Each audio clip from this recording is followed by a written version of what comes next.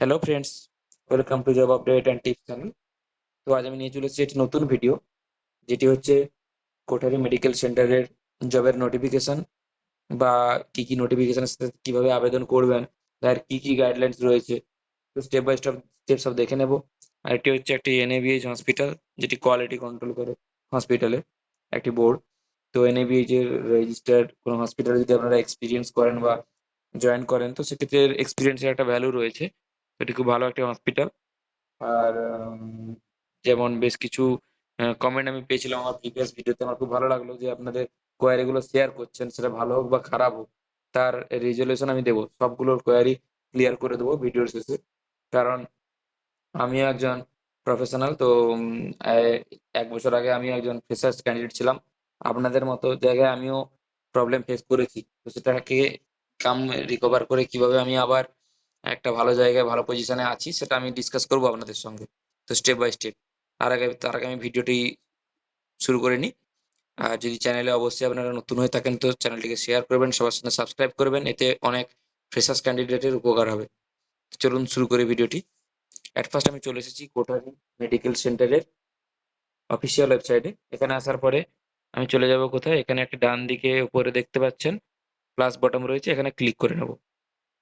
এখানে ক্লিক করে নেওয়ার পরে স্ক্রল করবেন, স্ক্রল করলে একদম লাস্টের দিকে দেখতে পাবেন ক্যারিয়ার পোর্টালটি রয়েছে। ক্যারিয়ার পোর্টালে এখানে আমাদের ক্লিক করে নিতে হবে। এই ক্যারিয়ার পোর্টালটা কিন্তু কোনো কোনো ওয়েবসাইটে দেখবেন উপরে থাকে, কোনো জায়গায় আবার একদম স্ক্রল করে যদি এখানে না পান, তো নিচের দিকে স্ক্রল করবেন, একদম নিচে যেখানে কন্ট্যাক্ট ডিটেলস আদার ইনফো থাকে, তো ওখানেও পেতে পারেন। তো ভালো হসপিটাল যেগুলো হয় তাদের ক্যারিয়ার পোর্টাল থাকে, তো ক্যারিয়ার পোর্টালে ক্লিক করবেন। ক্লিক করে নেওয়ার পরে দেখবেন এখানে আমার সামনে নতুন আবার একটি ওয়েব পেজ কিন্তু ওপেন হয়েছে। তো এটিকে স্ক্রল ডাউন করে নেবো। এখানে কি রয়েছে, অ্যাট ফার্স্ট কারেন্ট ভ্যাকেন্সিজ রয়েছে। কারেন্ট ভ্যাকেন্সিজ কি রয়েছে, ব্র্যান্ডিং এন্ড ডেটা অ্যানালিটিক্স। এখানে একটি ব্র্যান্ডিং এন্ড ডেটা অ্যানালিটিক্স রয়েছে। এর বাদেও কিন্তু এখানে নার্সিং এর পোস্ট বা বিভিন্ন অন্যান্য পোস্ট কিন্তু রয়েছে, আমি স্টেপ বাই স্টেপ দেখাচ্ছি আপনাদেরকে। ব্র্যান্ডিং যেটা হচ্ছে মার্কেটিং এর একটি ডোমেন, মার্কেটিং এর মধ্যেও ভাগ থাকে এটা ব্র্যান্ডিং। যেমন লিভলেট, ফ্লেক্স, এই ধরনের প্রচার করার জন্য যেগুলো অ্যাডভার্টাইজমেন্ট থাকে, এগুলো কিন্তু আপনাদের কিন্তু মেনটেন করার জন্য কাজ থাকে। 2 ইয়ার্স প্লাস এক্সপিরিয়েন্স লাগছে এখানটা।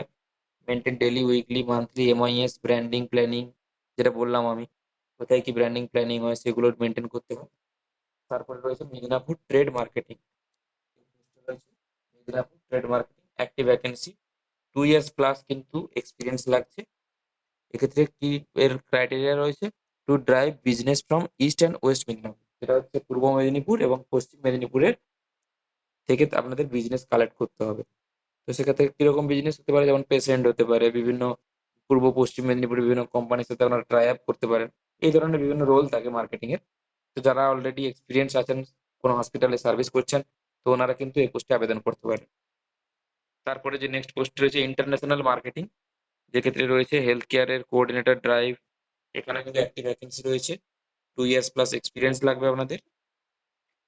এক্ষেত্রে বিজনেস আনতে হবে কোথা থেকে, ইন্টারন্যাশনাল মার্কেট, যেমন এক্সাম্পল হিসেবে দিয়ে রেখেছে বাংলাদেশ, নেপাল, ভুটান এটসেট্রা। তো ওর জন্য আলাদা ক্রাইটেরিয়া রয়েছে। যারা ইন্টারন্যাশনাল মার্কেটিং এর উপর স্পেশালাইজেশন করে হসপিটালে কাজ করছেন, তো ওনারা জানবেন, ওনারা এখানে আবেদন করতে পারেন। তারপর একটু স্ক্রল করে দেখে নেবো, এখানে রয়েছে TPA corporate marketing. TPA sales রয়েছে। কর্পোরেট মার্কেটিং এ 2 ইয়ার্স প্লাস এক্সপিরিয়েন্স লাগছে। বিজনেস আনতে হবে, যেটা হচ্ছে প্রেফারেবল হচ্ছে টিপিএ কর্পোরেট।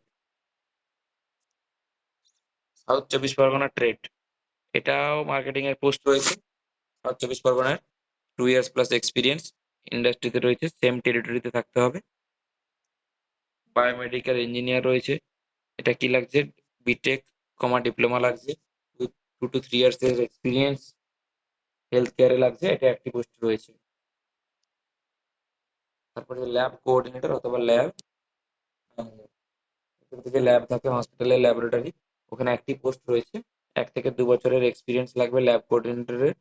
কিসে লাগবে, এখানে দেখুন, এখানে কিন্তু এনএবিএইচ এর মেনশন করে রয়েছে, তার মানে এনএবিএইচ এর এক্সপিরিয়েন্সটা খুবই ম্যান্ডেটরি। এনএবিএইচ এর এক্সপিরিয়েন্স লাগবে।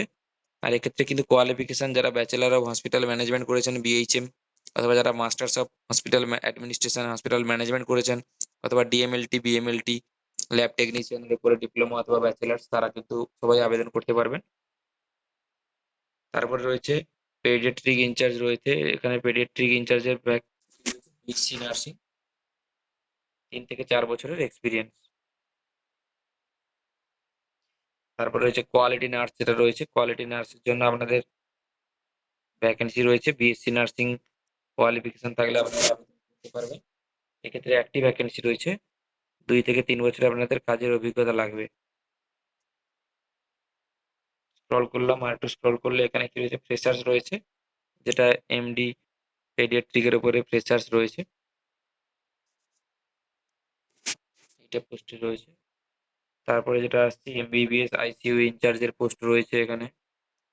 তারপরে রয়েছে 1 বছরের এক্সপিরিয়েন্স যদি থাকে অ্যাজ এ টিউটর হিসেবে, আপনারা কিন্তু বিএসসি নার্সিং এখানে আবেদন করতে পারেন।